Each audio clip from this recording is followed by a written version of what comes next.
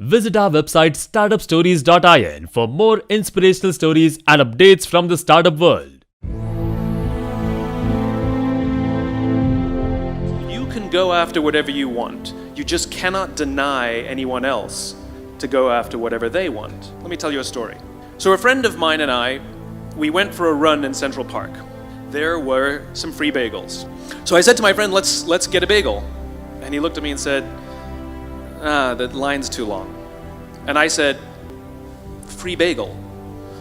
And he said, I don't want to wait in line. And I was like, free bagel. And he says, it's too long. And that's when I realized that there's two ways to see the world. Some people see the thing that they want, and some people see the thing that prevents them from getting the thing that they want. I could only see the bagels. He could only see the line. And so I walked up to the line, I leaned in between two people, put my hand in the box, and pulled out two bagels. And no one got mad at me. Now I had to sacrifice choice. I didn't get to choose which bagel I got. I got whatever I pulled out, but I didn't have to wait in line. So the point is you don't have to wait in line. You don't have to do it the way everybody else has done it. You can do it your way. You can break the rules. You just can't get in the way of somebody else getting what they want. In the 18th century, there was something that spread across Europe and eventually made its way to America called puerperal fever, also known as the Black Death of childbed. Basically what was happening is women were giving birth and they would die within 48 hours after giving birth.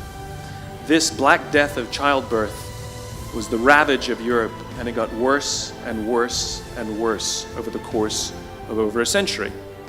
In some hospitals, it was as high as 70% of women who gave birth who would die as a result of giving birth. But this was the Renaissance.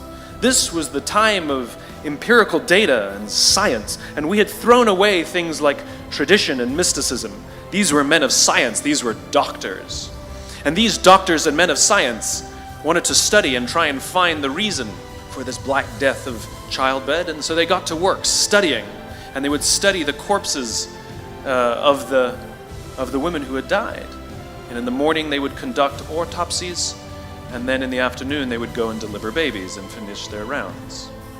And it wasn't until somewhere in the mid-1800s that Dr. Oliver Wendell Holmes, father of Supreme Court Justice Oliver Wendell Holmes, realized that all of these doctors who were conducting autopsies in the morning weren't washing their hands before they delivered babies in the afternoon.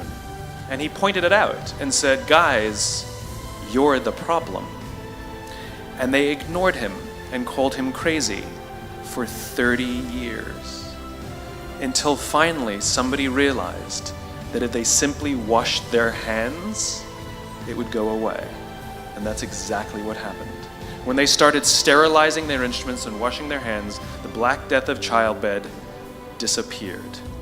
My point is, the lesson here is, sometimes you're the problem. Take care of each other. The United States Navy SEALs are perhaps the most elite warriors in the world.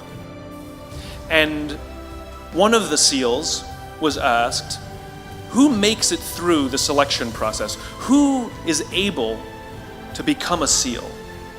And his answer was, I can't tell you the kind of person that becomes a SEAL. I can't tell you the kind of person that makes it through BUDS. But I can tell you the kind of people who don't become SEALs. He says the guys that show up with huge, bulging muscles covered in tattoos who want to prove to the world how tough they are, none of them make it through. He said the preening leaders who like to delegate all their responsibility and never do anything themselves, none of them make it through. He said the star college athletes who've never really been tested to the core of their being, none of them make it through. He says some of the guys that make it through are skinny and scrawny. He said some of the guys that make it through, you will see them shivering out of fear. He says, however, all the guys that make it through, when they find themselves physically spent, emotionally spent. When they have nothing left to give physically or emotionally, somehow, some way, they are able to find the energy to dig down deep inside themselves, to find the energy to help the guy next to them. They become SEALs, he said. You want to be an elite warrior. It's not about how tough you are. It's not about how smart you are. It's not about how fast you are.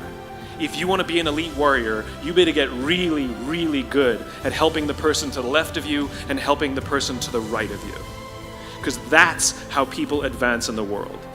Learn by practicing helping each other.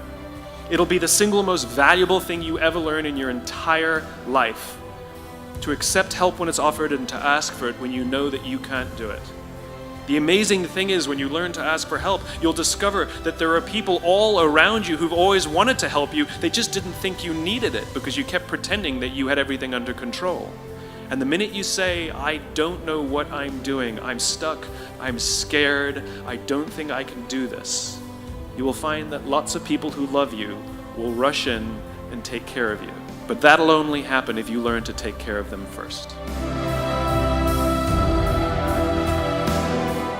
Nelson Mandela is a particularly special case study in the leadership world because he is universally regarded as a great leader.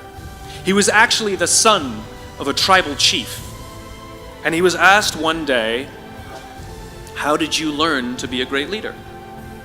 And he responded that he would go with his father to tribal meetings, and he remembers two things when his father would meet with other elders. One, they would always sit in a circle. And two, his father was always the last to speak. You will be told your whole life that you need to learn to listen. I would say that you need to learn to be the last to speak. I see it in boardrooms every day of the week. Even people who consider themselves good leaders, who may actually be decent leaders, will walk into a room and say, here's the problem, here's what I think, but I'm interested in your opinion, let's go around the room. It's too late. The skill to hold your opinions to yourself until everyone has spoken does two things. One, it gives everybody else the feeling that they have been heard. It gives everyone else the ability to feel that they have contributed. And two, you get the benefit of hearing what everybody else has to think before you render your opinion. The skill is really to keep your opinions to yourself. If you agree with somebody, don't nod yes. If you disagree with somebody, don't nod no. Simply sit there, take it all in, and the only thing you're allowed to do is ask questions so that you can understand what they mean and why they have the opinion that they have. You must understand from where they are speaking, why they have the opinion they have, not just what they are saying. And at the end, you will get your turn. It sounds easy, it's not. Practice being the last to speak. That's what Nelson Mandela did. There was a former Undersecretary of Defense who was invited to give a speech at a large conference, about 1,000 people. And he was standing on the stage giving his speech, his prepared remarks, and while he was talking, he was taking a sip out of a cup of coffee he had in this styrofoam cup. And he sort of looks down and smiles and interrupts his prepared remarks. And he says, last year I was the secretary, I was the undersecretary, and I spoke at this exact same event in this exact same venue last year. Except last year, while I was still undersecretary, they flew me here business class. They had a car waiting for me to take me from the airport to the hotel. Someone had already checked me in and escorted me up to my room. The next morning I came downstairs, there was someone waiting for me in the lobby, and they took me to this same venue. They took me in the back entrance, they took me into the green room, and they handed me a cup of coffee in a beautiful ceramic cup. He says, I'm no longer the undersecretary. I flew here coach. I took a taxi from the hotel to the airport. I checked myself in. This morning, I took another taxi to the same venue. I walked in the front door. I found my way to the backstage. And when I asked somebody, do you have any coffee? He pointed to the coffee machine in the corner.